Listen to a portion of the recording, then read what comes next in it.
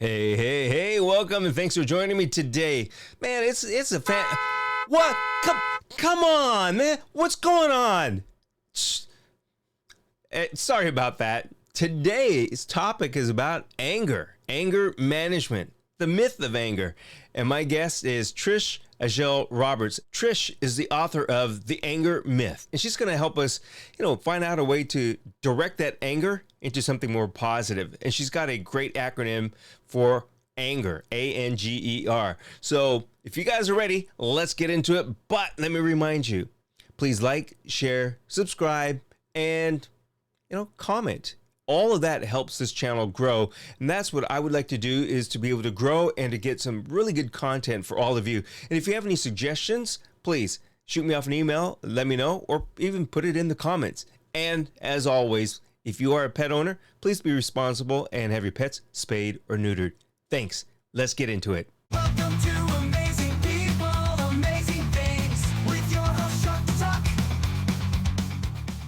So, there are a lot of things that make us angry. And the first thing is to really notice that anger happens when things don't happen the way that you want them to. Mm-hmm. And typically, what's beneath that is some sort of ego combined with things not happening the way that you want them to. But the first step to resolve that is to acknowledge your anger, to feel your feelings, to know not to repress it, to be okay with recognizing that you're having that emotion. And when you realize that you can't make any good decisions when you're angry, then you learn to quickly, if you put a little effort into it, to quickly transform your anger into something that's useful. So you can either calm down if it's, something small, like someone cut you off in traffic, there's no reason to do anything about that, or to channel it into some sort of constructive action. And we were talking about the political landscape.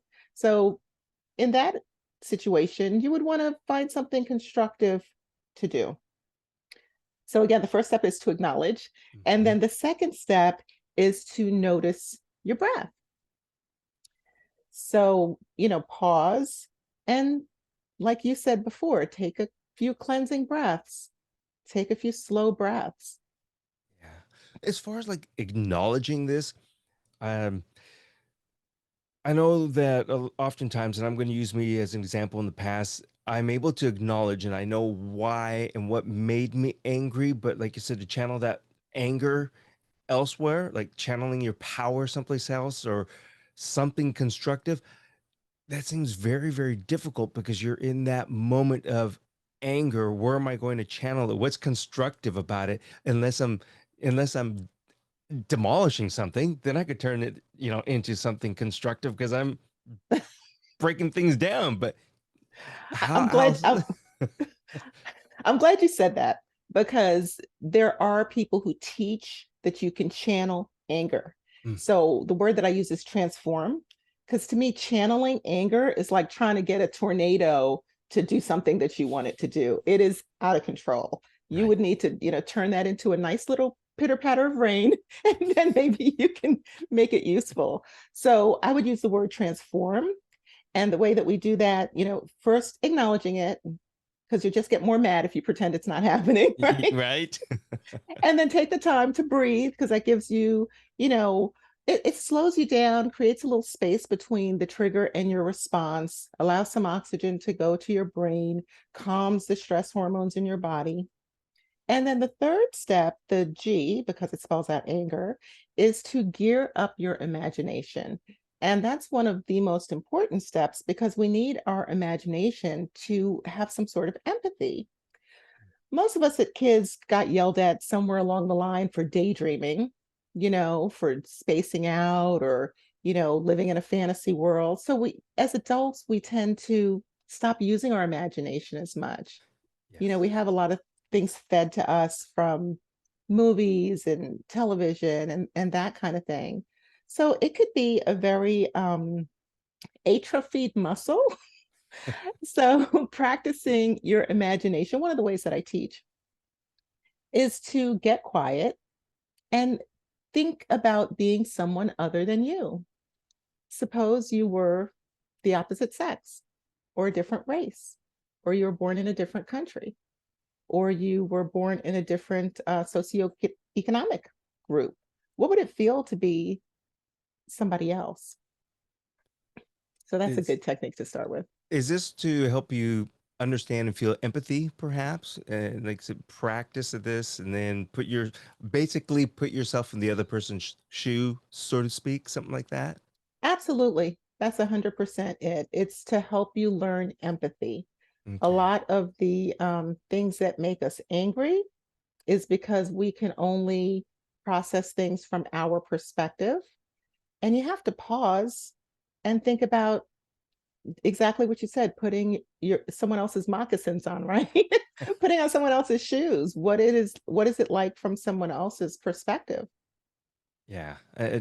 Honestly, for the people who are watching and listening, that that does help if you're able to do that. And I just want to add something to this that what we're talking about right now, as far as empathy and being able to put yourself into somebody else's moccasin or their shoe. Travel, not travel to the beach, so to speak, but travel to foreign destinations. Foreign could just be out of state, out of area where people might have different ways of doing things, and you can begin to understand and see, you know, that's what it's like here. And hopefully people understand that there are more similarities than differences. I know that that may be a little bit off topic, No, but that's what I gather when you were trying to get empathy is to understand people as well or understand the surroundings. yeah, and in the book, The Anger Myth, we talk about ways to build empathy. Travel is a great one. Another one for people who may not have access to a lot of travel is to look at foreign films. You know, when I was younger, you used to have to go to the independent theater. I was fortunate, I grew up in New York City, so we had those kinds of things readily accessible. But nowadays, you can find foreign films on Netflix. And if you approach these things with an open mind, with this idea, what would it be like if I were the main character? I was born in another country, or I spoke a different language, as opposed to seeing it as very separate from yourself. You can absolutely develop your empathy in that way. So true. But folks, Godzilla doesn't run around and destroy Tokyo. So that don't watch those movies and get that in your head. But so we've gone through, Kind A of. and G. We're going to the E. Yes. So once you are in the habit of being more open, of having more empathy, of thinking about people other than yourself, then you're in a great place for the E. So the E can be one of three different things, Mm, right? So it could be just entertaining yourself, which applies really well to like road rage. You know, somebody cuts you off in traffic. You don't have to have a big educational experience. All you have to do is maybe turn the music up or put your podcast on and distract yourself and just keep going, right? When we talk about things like political anger, you can't just entertain yourself. I mean, maybe in some small situations you could, but most of the time with politics, you need to get educated. You know, you want to find out. I mean, maybe we could come up with an example, but you can find out how you can work for a particular cause or understand what a particular um, person's platform is, mhm. or understand your local government better, understand your federal government better. You can get educated so that you're not so angry and frustrated, and you can determine a way to take action. There is a third E, and I'll tell you what it is. Sometimes you might be angry about something that is so big, you can't take significant constructive action. For example, say it is global poverty, right? Or global famine. There are little things you can do, but the third E has to do with enlightenment, having some level of spiritual relief available to you, however that looks. If you have a sense of a God or a benevolent universe or something that lets you have a sense of justice in the world that's beyond what is typically accessible through your own personal actions. So I gave you Okay. three E's, and it depends on this on the situation which way you go with that. But always spell anger with one E. Well, for politics, the E is typically educate. And Get educated. And I'm glad you bring that up because again, we're right in the middle of very heated and heavy political discussions, and they are very polarizing, very opposites. And that might be because of the personalities of the politicians themselves. And what I try to do for myself as far as like the education is we may not like that individual, but take a look at the policies and read some of the policies rather than say, I hate, I hate, I hate, and become so strong about hating the individual and not looking at the policy to understand the policy. You can still dislike the person and you can still choose not to vote for the person, but understand uh, the policy. So you're well informed. Yeah, understand policy, but I would say we're more alike than we are unalike. Mhm.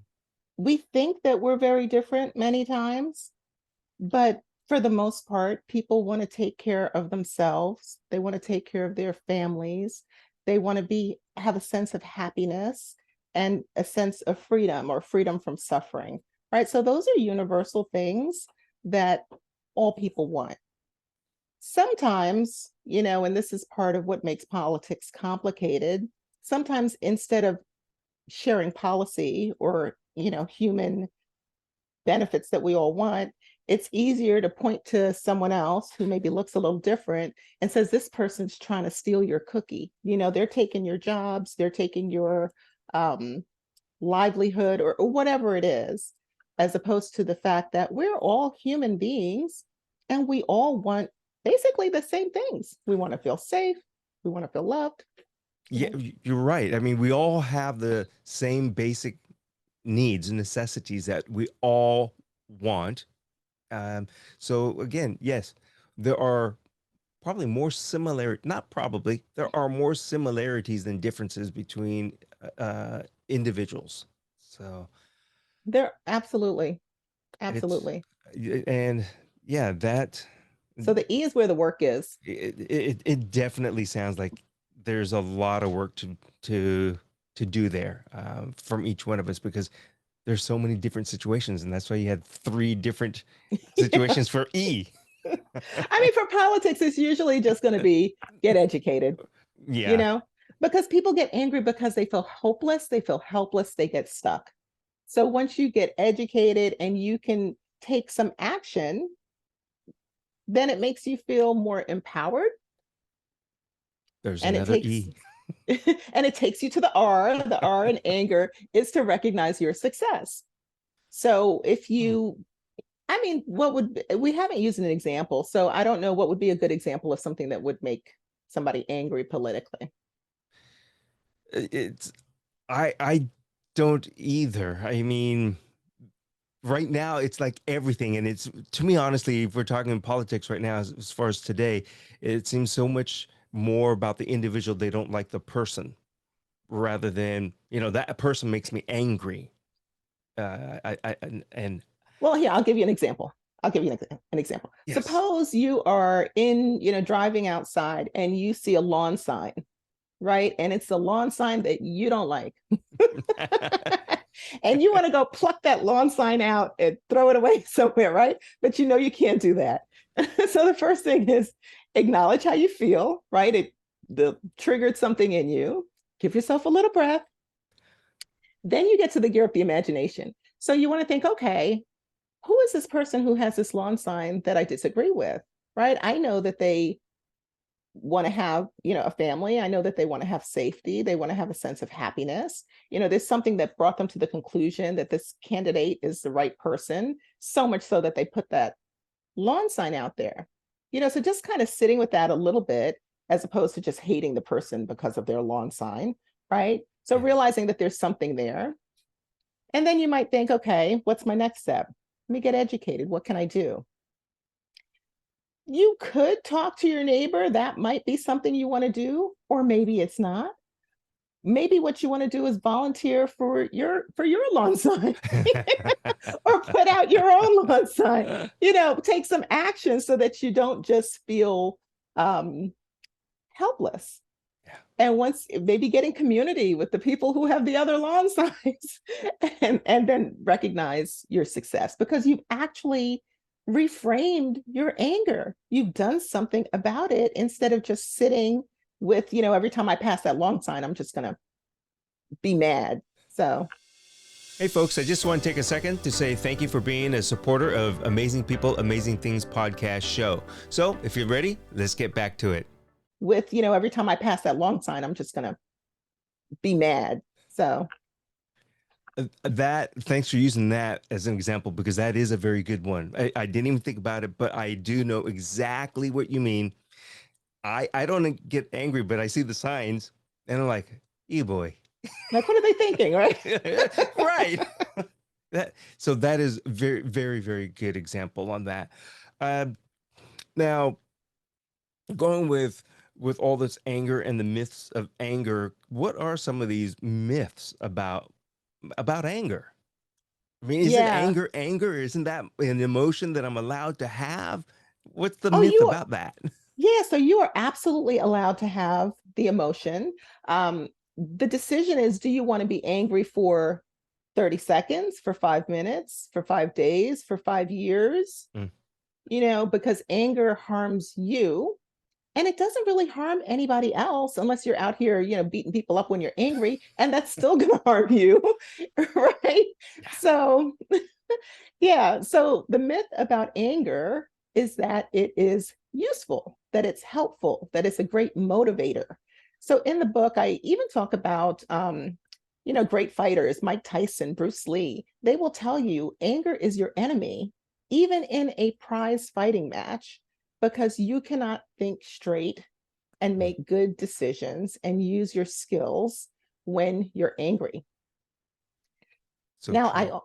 I also talk about more subtle versions of anger, and I love this because most folks don't think of these things as anger. But remember, anger happens when something happens that you don't like. So I call them anger's 7 cranky cousins: disappointment, annoyance, frustration, jealousy, impatience, guilt, and resentment. And we can talk about those if you want, but you can go through the same process because those things just make you miserable. If you constantly are disappointed, if you're constantly frustrated, and I think a lot of people are. Yes.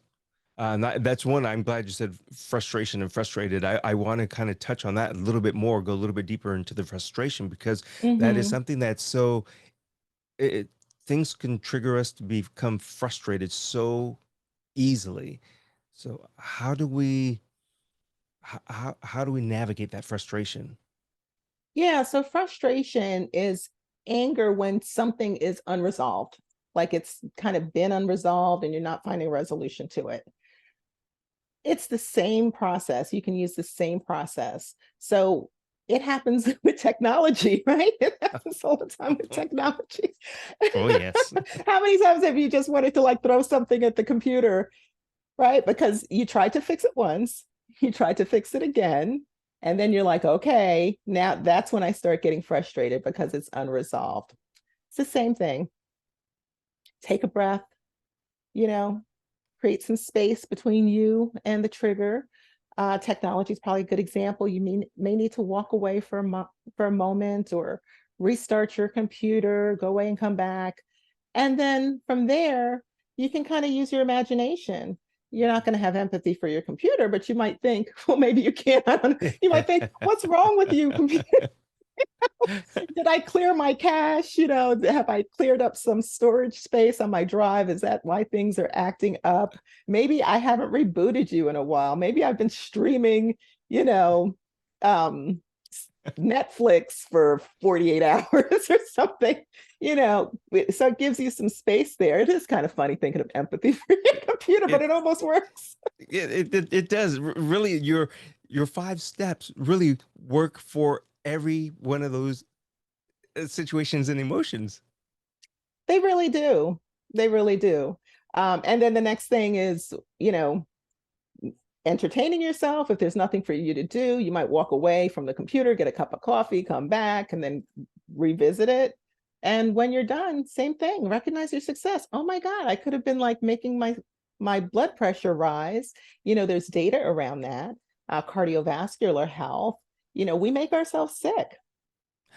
We do, and that is another good reason to really gain the skills. I'm going to call it a skill, and so hopefully that's not a bad thing to call, but to gain the skills to deal with anger management, and like so these 5 steps of dealing with anger, frustration, all of that is going to be healthy for you.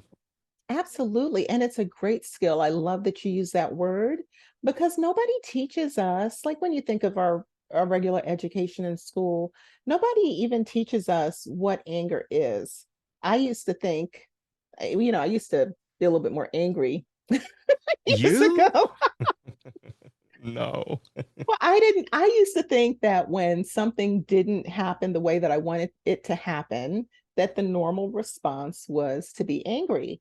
And that was okay. And that was fine. And I really didn't know what to do with it after that.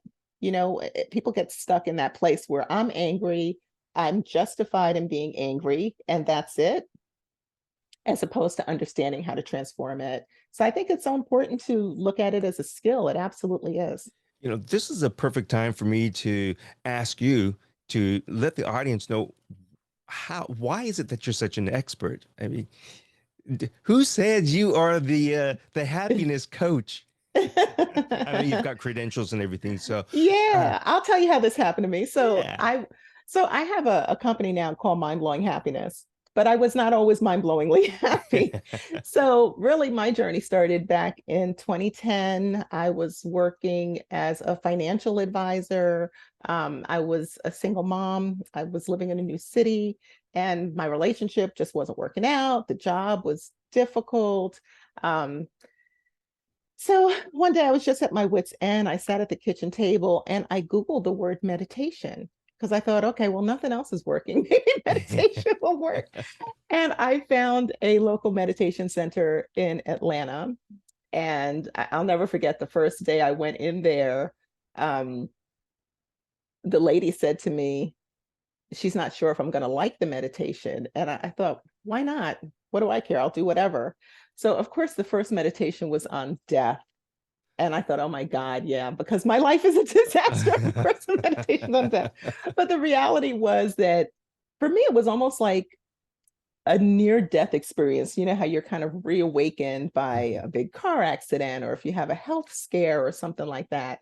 That meditation on, she had to say a mantra, I could die today, I could die today, over and over and over again. But that really was the beginning of my study of Buddhist philosophy. Mm. And that, from there, it was just every day. I thought, oh my gosh, I didn't know any of this stuff, and I was so curious. I just wanted to learn more and more. So the teachings that I teach are based in Buddhist philosophy. I also went ahead and got my yoga teacher certification. And if you don't know, yoga is also philosophy. It's not just the physical practice. People think of the exercise component of it, Right. but it's also philosophy. And I went on and got my coaching certification and sort of brought everything together in a way that I think is very unique and accessible for people to understand some of the truths about anger. It's the biggest barrier to happiness. And thus you are a transformative coach. It's Absolutely. you really help us transform our lives into a better life. Not to say that people's lives are terrible, but to make it more fulfilling and I think happier and healthier. Absolutely. I mean, if you're spending a good amount of your time being disappointed, being frustrated, being annoyed, being jealous or guilty or impatient or resentful, whatever that percentage is of your day or of your week, just imagine if you could process it quickly into something that was more helpful to you. Yes, I think of it as um, it's it's energy that's being released, but it's bad, negative energy. If there's a way that you could turn that into that positive energy, and like we're kind of saying before, use it to some good, whether it's for somebody else, something else to entertain yourself, it's it is a positive step in a positive, healthy direction to be able to do that. And it does take practice. I believe it takes practice. You're not going to one day just say, oh, okay. And then everything's perfectly fine and you're happy from there on. Maybe some Yeah, people can. it totally takes practice. So part of the book is that at the end of each chapter, it has these, I call them anger mythbuster exercises. So it gives you exercises and they're broken down into process and practice so that you kind of learn a few steps and then you could practice it. So even if you just get in the habit of when something happens that you don't like, Mhm. whether it's, driving by the lawn sign or whatever it is, or somebody maybe says something you don't like, just getting to that initial habit of acknowledging, taking the breath, maybe try that for a week. And then the next week, try out, using your imagination. I think many people never think about how, particularly a political opponent or someone from the other side feels. Uh, We don't. You're absolutely right. You're making me really think about things, and all I can say is you are so right about that. I want to also ask you, where is it that people can go to get your book? Do you have a website? And I'm sure that it must be a bestseller on Amazon and everything else, but where can they go? Yeah, so you can request it any place books are sold. You can request it at your library or any store. Of course, it's available online on Amazon.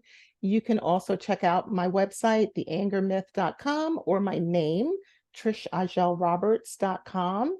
There's a 2-minute anger quotient quiz that's a lot of fun that you can go in and see where you are on kind of the anger spectrum. And when you do that, you'll also put yourself on my mailing list so that you can get updates on events. Well, you also have a podcast, don't you? I do. I do. Yes. The Mind Blowing Happiness podcast. Absolutely. Yeah, and folks, you're listening and watching this. I think you need to go and listen to Trish as well on her podcast. This is going to be very, very helpful to many of us. And even if you don't think it's going to be, because you're perfectly fine and you're happy 100% of the time and nothing angers you or bothers you, you're lying to yourself. I was going to say, who are those people? I want some of what they're having. Yeah, No, I want some of that I, happy juice too. yeah, I mean, life is about going through challenges. There's no way around it. There are going to be challenges, and it becomes a matter of, well, how do you process that? Yeah. I also think of it and look at it as we always talk about balance, and you need to balance that anger, with some of that happiness. And I don't think we're saying that you're never going to be angry, you're never going to be frustrated. It's just learning how to deal with it in a positive way. Is that okay saying it like that? Well, so I think of it as shortening the time period Ah, because you're going to have a response, right? So that first step where you're acknowledging your anger, your frustration, whatever that emotion is, your disappointment, you acknowledge that, but then the decision becomes how much time am I going to spend being frustrated or annoyed? How much time do I want to spend? And you might feel like, what? I do want to spend the whole day being annoyed. you want to I want to waste eat ice time. cream and be annoyed. Yeah, I want to waste time.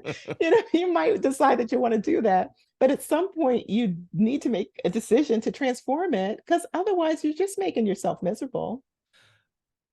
I really like that. And I never thought about any of this in that way, as far as you're shortening the time. So you're learning how to not be that angry or that frustrated for a long or extended period of time. And a lot of people do that. It's one thing was trigger us, and then that entire day is ruined because we keep referring back to it, and we're living that moment rather than dealing. Yes, reliving it. Well, one of the things that's interesting as well about people is that we have a natural negativity bias, right? So, like, if Yes. you had a fabulous day, but on the way to work, somebody cut you off, right? And then you got to the rest of your day, you had great meetings, appointments, wonderful. You come back home, your partner asks how your day was. Well, somebody cut me off. Usually that's the thing that we focus on, the thing that's not working. So even just the awareness around that to start learning to focus on what is working Yeah. Even like this technique, like, oh, I can start focusing on how to transform my anger instead of just focusing on the thing that made me angry initially. Before we close out, do I have to go in those steps of spelling out anger, or can I go right to? I mean, I don't have to start at acknowledging it. I could go right to entertaining. Uh, Can I do that, or do I need to go through the steps? Well, I would say that you go through the steps, but it can be really quick. So perhaps if you were, say, a monk, right, and you're really good at transforming anger, your steps might take a second. Maybe Mhm. you're just in the habit of it and you go through them so quickly. To other people, it appears that you never rise to anger because you transform it so quickly. Mhm. For people who are just starting out, it might take you, 10 minutes to go through them. So if you look at it as skipping the first step, I think that's what's really happening is you're not skipping it. You're just so much in the habit of acknowledging your anger, you don't have to think about it, Yeah. It becomes right? routine. It's automatic. You've already processed it so quick, like you said. Hmm. It's so that's a good way of saying it. So don't think that you always have to stop, pause, think, and go through 5 steps. It can happen, like I said, just like that.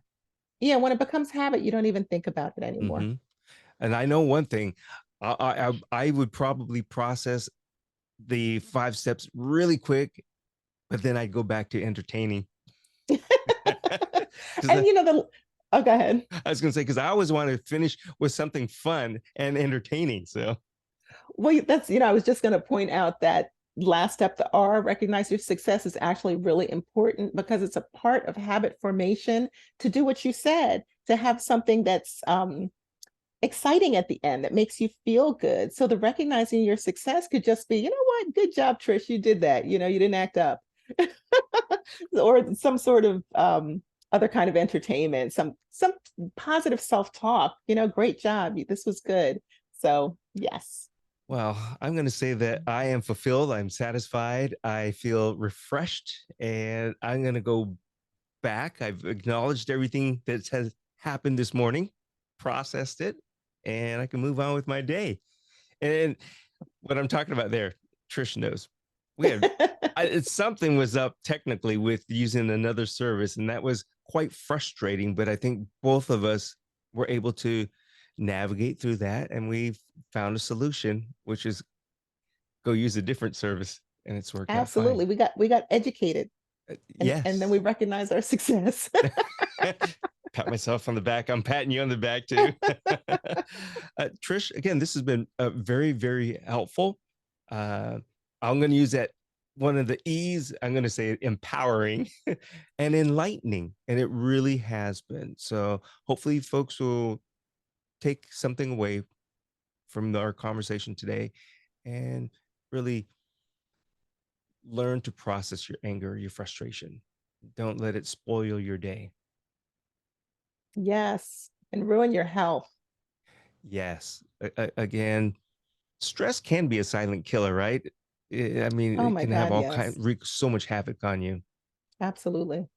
So, oh, I thought we were going to end on a happy note. Let's now we went right back to that. Let's add something happy. Give me a happy note, please. Oh gosh. So the title of this book is The Anger Myth: Understanding and Overcoming the Mental Habits That Steal Your Joy. So let's end on a joyful note. I love to talk about the best ways to talk to ourselves. So, that little voice in your head should always be kind and empowering. Kind and empowering. So we can end on that. Awesome. And start off with a smile every morning when you're brushing your teeth and you're looking at yourself at the mirror. Smile. Great way to Smiling start the is day. powerful. It Yeah. is. Yeah. Trish, thank you very much. This has really been great. Thank you for having me, Chuck. I enjoyed it. Great chatting with you. You as well. Thanks.